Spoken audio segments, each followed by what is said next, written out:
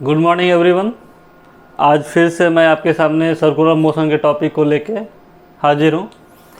बच्चों, आज से हम लोग डायनेमिक पोर्शन को चालू करेंगे।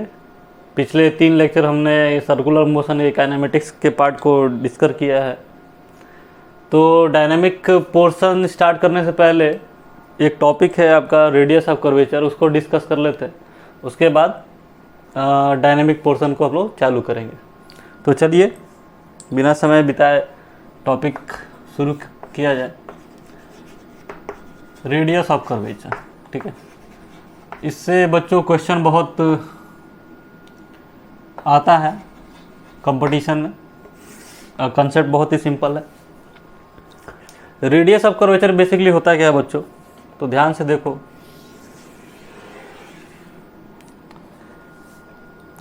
ये देखिए बच्चों, ये कोई कर्व है हमारा, ठीक है ना।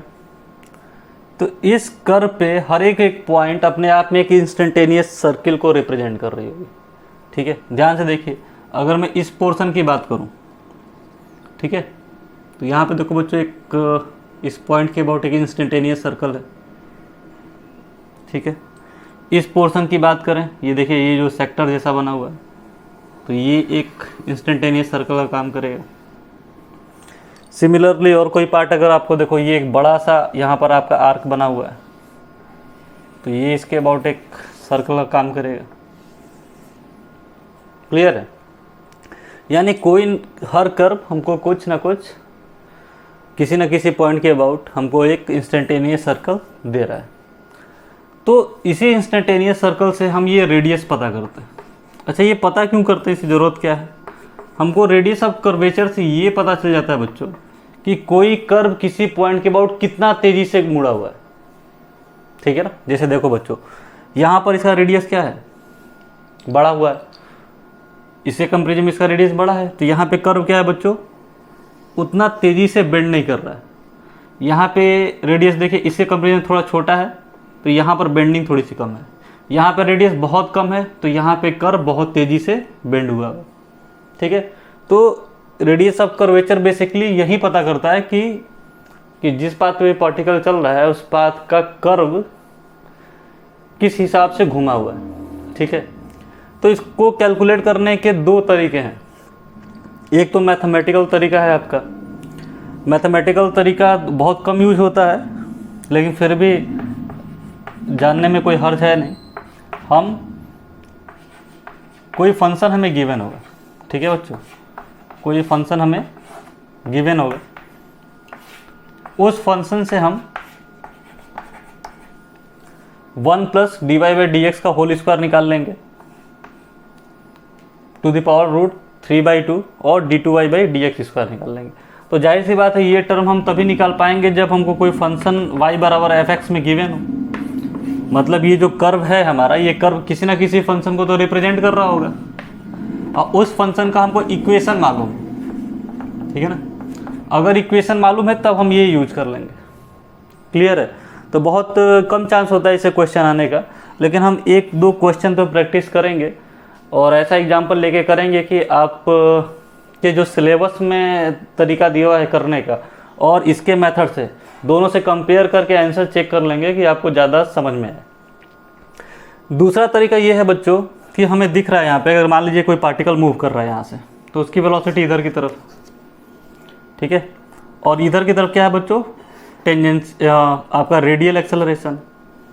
तो सर्कल में जो रेडियल एक्सेलरेशन होता है बच्चों, वो किधर की तरफ होता है, सेंटर की तरफ होता है, जिधर की तरफ आपका रेडियस है। यानी ये एक्सेलरेशन और इस वेलोसिटी के बीच में जो रिलेशन मिल जाए तो हम रेडियस कैलकुलेट कर सकते हैं। ये रेडियल एक्सेलरेशन कह लो या नॉर्मल एक्सेलरेशन कह लो। नॉर्मल मतलब perpendicular to the this tangent, ठीक है। तो ये क्या होता है बच्चों, रेडियल एक्सेलरेशन क्या होता है, v²/r, और यही r हमारा क्या है, रेडियस ऑफ कर्वेचर है। यानी रेडियस ऑफ कर्वेचर क्या हो गया बच्चों, v² परपेंडिकुलर। मतलब एक्सेलरेशन का अगर परपेंडिकुलर कंपोनेंट हमको वेलोसिटी के साथ मालूम चल गया तो हम रेडियस ऑफ कर्वेचर आसानी से निकाल सकते हैं, ठीक है। तो आइए कुछ क्वेश्चन का प्रैक्टिस कर लेते हैं, उसके बाद इस पर भी 1-2 क्वेश्चन करेंगे और फिर डायनेमिक्स के पोर्शन को स्टार्ट करेंगे। बहुत सिंपल सा कंसेप्ट है, आपके जो भी अच्छे बुक हैं एस.सी. वर्मा, डी.सी. पांडे, जिसमें भी हो उसमें रेडियस ऑफ कर्वेचर से रिलेटेड क्वेश्चन दिए ही रहते हैं। तो आइए पहला क्वेश्चन देखते हैं।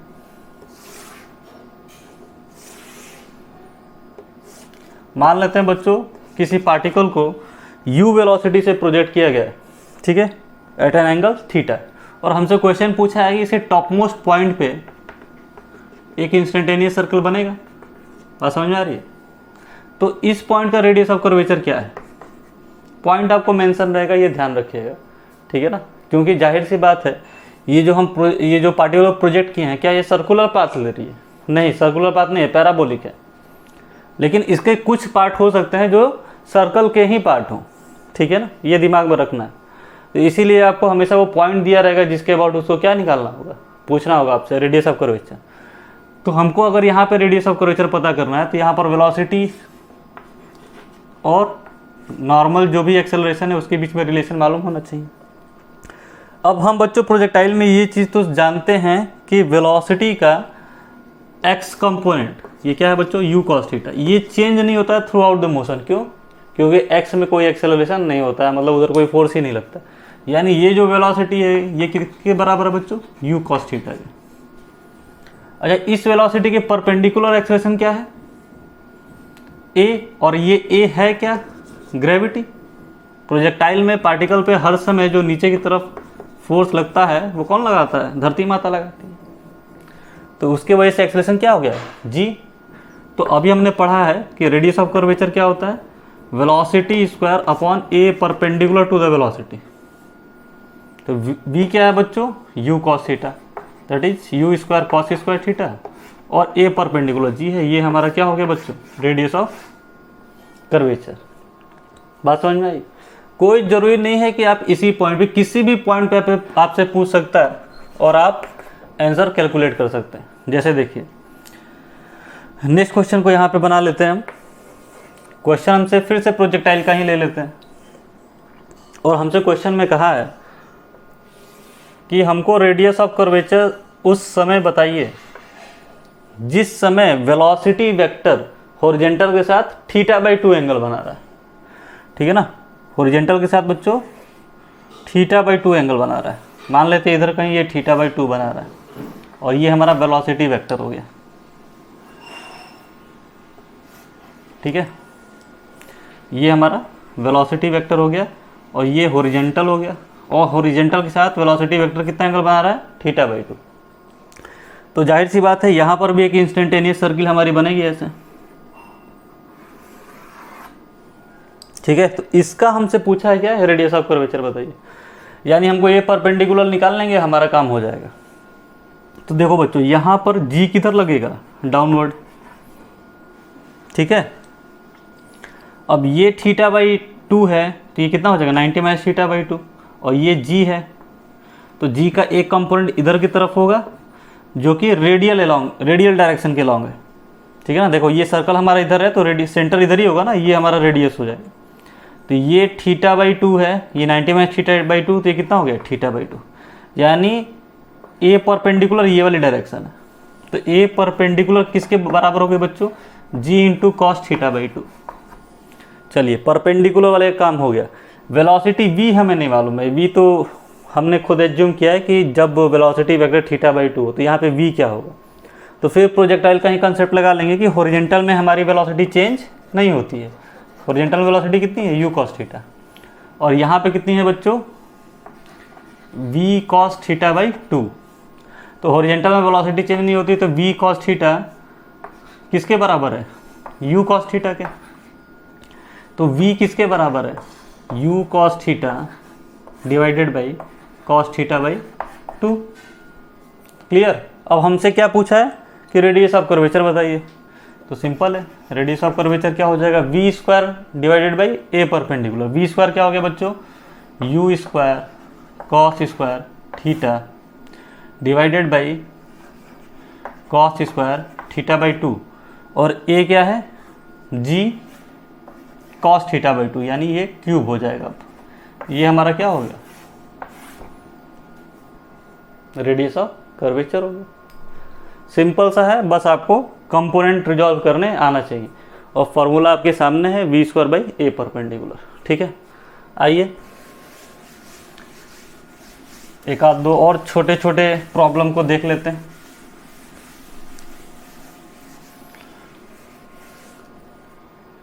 चलिए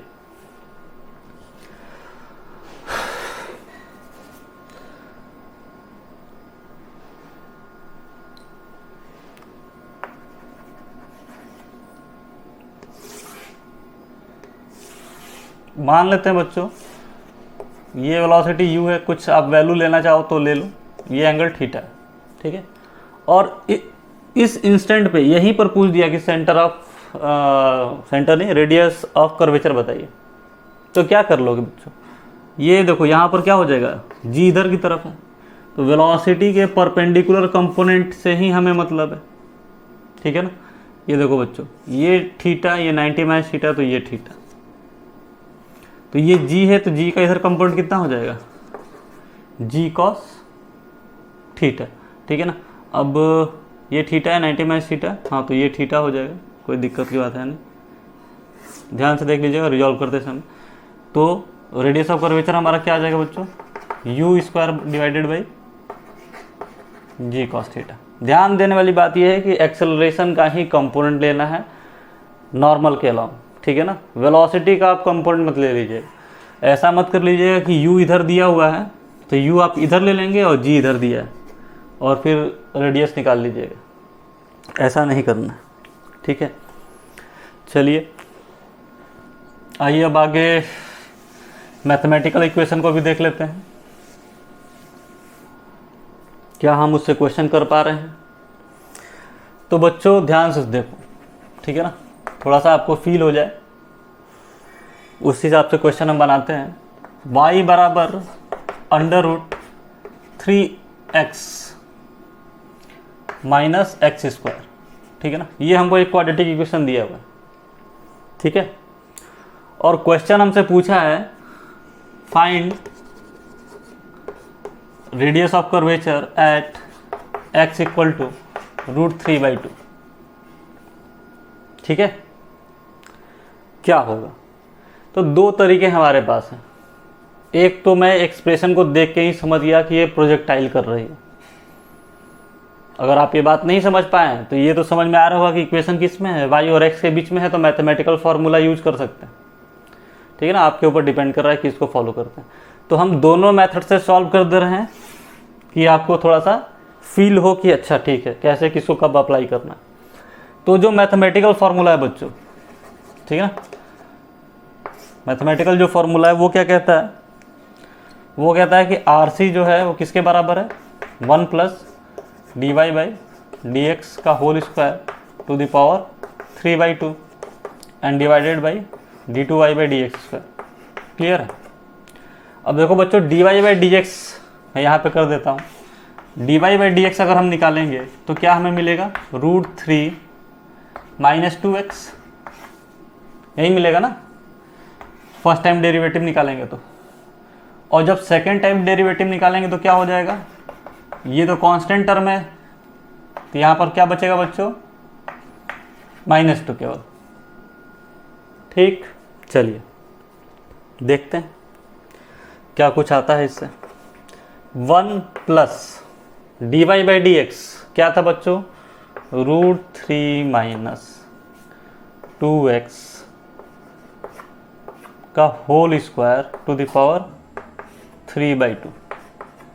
ठीक है, डिवाइडेड बाई d2y/dx², ये कितना है बच्चों, -2। क्लियर है?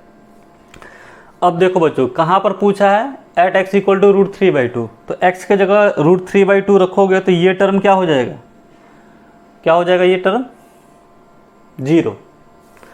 तो 1 to the power 3/2 इज 1, यानी रेडियस ऑफ कर्वेचर क्या आ गया बच्चों, 1/2। ठीक है ना,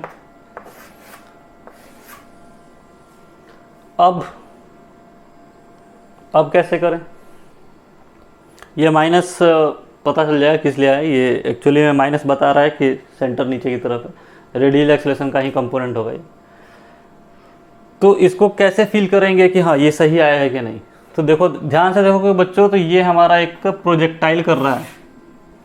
ठीक है ना, आप चाहो तो इक्वेशन ऑफ ट्रेजेक्ट्री से पता कर सकते हो कि u कितना था, ठीक है ना, रेंज कितना था, सब कुछ पता कर सकते हो। लेकिन मैं सिंपल मैथमेटिक्स ही लगा ले रहा हूँ। मैं देख लेता हूँ कि y जीरो कहाँ पर हो रहा है।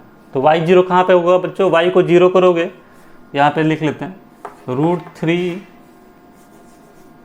x कॉमन ले लेंगे तो क्या हो जाएगा, √3 - x, ये जीरो, ठीक है ना, y को जीरो किए, यानी x = 0 पे होगा और x = कहाँ पर होगा, √3 पे। यानी कोई हमारा पार्टिकल है जो प्रोजेक्टाइल कर रहा है, जिसका ये कंपोनेंट 0,0 हो गया और ये कितना हो गया बच्चों, √3/√3,0, ठीक है ना।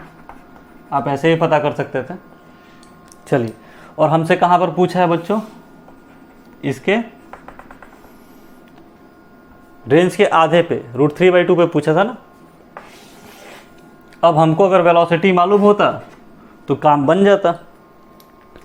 वेलोसिटी कहाँ से पता चलेगा बच्चों, तो देखो इक्वेशन ऑफ ट्रेजेक्ट्री आपको याद होगा, y बराबर क्या होता है, x tan theta minus gx² divided by 2u² cos² theta, ठीक है ना।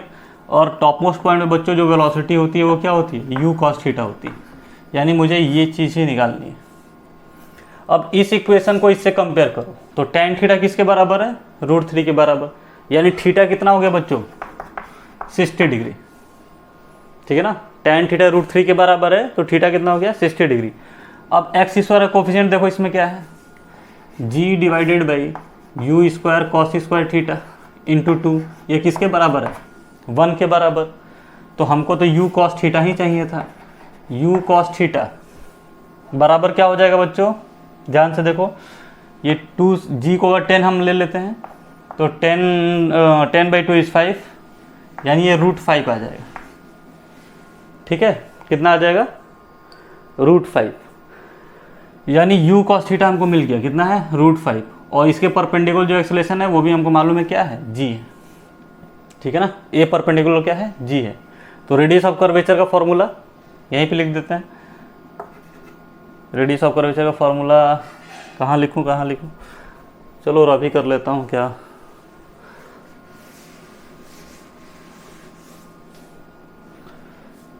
होता है बच्चों, v² divided by a perpendicular.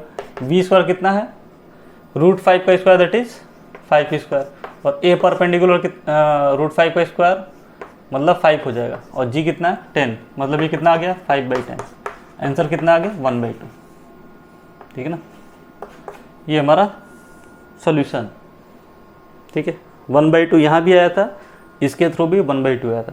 तो मैंने डेटा ऐसा लिया था कि मुझे मालूम था कि वो पार्टिकल कैसा पाथ ले रहा है, प्रोजेक्टाइल ले रहा है, लेकिन इस प्रोजेक्टाइल को ही मैंने इक्वेशन के टर्म में दिया था। तो आप चाहते तो इक्वेशन के टर्म में दिया है तो मैथमेटिकल फार्मूला भी लगा ले सकते। और अगर आपका प्रोजेक्टाइल का कंसेप्ट बहुत अच्छा से क्लियर है तो आपको समझ में आ जाता, देखते हैं कि वो किस एंगल पे फेंका गया है, उसका रेंज क्या है और उसकी वेलोसिटी क्या है, टाइम ऑफ पीरियड क्या है, सब कुछ पता कर सकते थे, ठीक है। आइए, ये तो बात हो गई मैथमेटिकल और जो हमारा सर्कुलर मोशन के कंसेप्ट के थ्रू रेडियस ऑफ कर्वेचर निकालते हैं उसकी। कभी कभी क्वेश्चन बच्चों हमको वेक्टर से भी रिलेट करके दे देता है, ठीक है। कैसे, देखिए, हमें दे देगा बच्चों वेलोसिटी वेक्टर किसी पॉइंट पे दे देगा, ऐसे दे दिया, मान लेते हैं 3i + 4j, ठीक है। और एक्सेलरेशन दे दिया बच्चों 2i + 3j, जो भी आपकी इच्छा है वो लिख लीजिए, ठीक है। और अब जाके हमसे क्या पूछा है, रेडियस ऑफ कर्वेचर। तो ध्यान देने वाली बात यह है कि क्वेश्चन कैसे भी फ्रेम किया जाए, कंसेप्ट तो वही होगा। कंसेप्ट क्या है बच्चों, RC बराबर क्या है, v²/a परपेंडिकुलर। और जहाँ पे ये हमको a दिया है, ये a परपेंडिकुलर है कि a टेंजेंशियल है, ये हमें नहीं मालूम है। ये कैसा एक्सेलरेशन, ये नेट एक्सेलरेशन। बात समझ में आ रही है। अब ध्यान से देखो, अगर कोई पार्टिकल सर्कुलर मोशन कर रहा है और उसका नेट एक्सेलरेशन हमको मालूम है, तो यानी नेट एक्सेलरेशन ये है हमारा, ठीक है ना। तो नेट एक्सेलरेशन का एक कंपोनेंट जो नॉर्मल के लॉन्ग होगा और एक किधर होगा बच्चों, टेंजेंट के अलोंग, ठीक है। और आप देखो वेलोसिटी, मान लीजिए पार्टिकल ऐसे क्लॉकवाइज मूव कर रही है तो वेलोसिटी भी इधर है, ठीक है। और हमें गिवन है क्या, नेट एक्सेलरेशन, यानी हम जानते हैं कि जो नेट एक्सेलरेशन है इसका स्क्वायर बराबर क्या है, टेंजेंशियल एक्सेलरेशन का स्क्वायर प्लस रेडियल एक्सेलरेशन का स्क्वायर। और हमको ये ए नेट दिया हुआ है, तो अगर इन दोनों में से कोई एक भी निकाल लेते, ए टेंजेंशियल निकाल लेते तो काम हो जाता। अब ए टेंजेंशियल कौन सा है कंपोनेंट बच्चों वेलोसिटी का, वो कंपोनेंट है जो वेलोसिटी के डायरेक्शन में है। तो कैसे कैलकुलेट करेंगे आप बताइए, कैसे कैलकुलेट करेंगे। हमें किसी वेक्टर को दूसरे वेक्टर के डायरेक्शन में लिखना है, ये आपको हमने पढ़ाया है वेक्टर में। अगर मुझे मान लीजिए इस वेक्टर को इसके डायरेक्शन में लिखना है, किसके डायरेक्शन में, वेलोसिटी के डायरेक्शन में, क्योंकि हमें मालूम है ये जो वेलोसिटी का डायरेक्शन है उसी के डायरेक्शन में क्या है हमारा, टेंजेंशियल एक्सेलरेशन है। तो किसी वेक्टर को किसी के डायरेक्शन में लिखते हैं तो कैसे लिखते हैं बच्चों, जैसे मान लीजिए हमको ये इस ए वेक्टर को लिखना है, तो ए वेक्टर इनटू जिसके डायरेक्शन में लिखना है उसका यूनिट वेक्टर ले लेंगे, तो V vector upon mod of V, ठीक है। तो ये हमें कौन सा एक्सेलरेशन मिल जाएगा बच्चों, टेंजेंशियल। ये बात समझ में आ रही है कि नहीं यार, डॉट प्रोडक्ट में इस चीज़ का हमने जिक्र किया था आपसे, ठीक है। अब ए वेक्टर डॉट वी वेक्टर बताओ क्या होगा, तो ए और बी हमें गिवन है, सिंपल सा है, इसको इससे मल्टीप्लाई कर लेंगे, इसको इससे मल्टीप्लाई करेंगे, 3 2 जा 6, 4 3 जा 12, 12 प्लस 6 इज 18, ठीक है, डिवाइडेड बाई वेक्टर वी का मैग्नीट्यूड, इसका मैग्नीट्यूड कितना है बच्चों, 5, ठीक है ना। मैग्नीट्यूड निकालने आता है ना, इसके कोफिशिएंट का स्क्वायर कर देंगे प्लस इसके कोफिशिएंट का स्क्वायर कर देंगे, यहाँ से हमको कितना आ गया, 18/5, ठीक है। चलो ये हमारा क्या आया, टेंजेंशियल एक्सेलरेशन आया। नेट एक्सेलरेशन हम जानते हैं, तो ए रेडियल नहीं निकाल लेंगे, बताइए कैसे होगा। नेट एक्सेलरेशन कितना है बच्चों, 9 + 4, इसका मैग्नीट्यूड कितना हो जाएगा, √13, और ए टी हमें मालूम है, तो ए आर कितना हो गया बच्चों, ए आर बराबर क्या हो गया, ए नेट कितना है हमारा 13 माइनस ए टी कितना है बच्चों, ए टी का स्क्वायर, यहाँ पे आप इसको सॉल्व कर लो,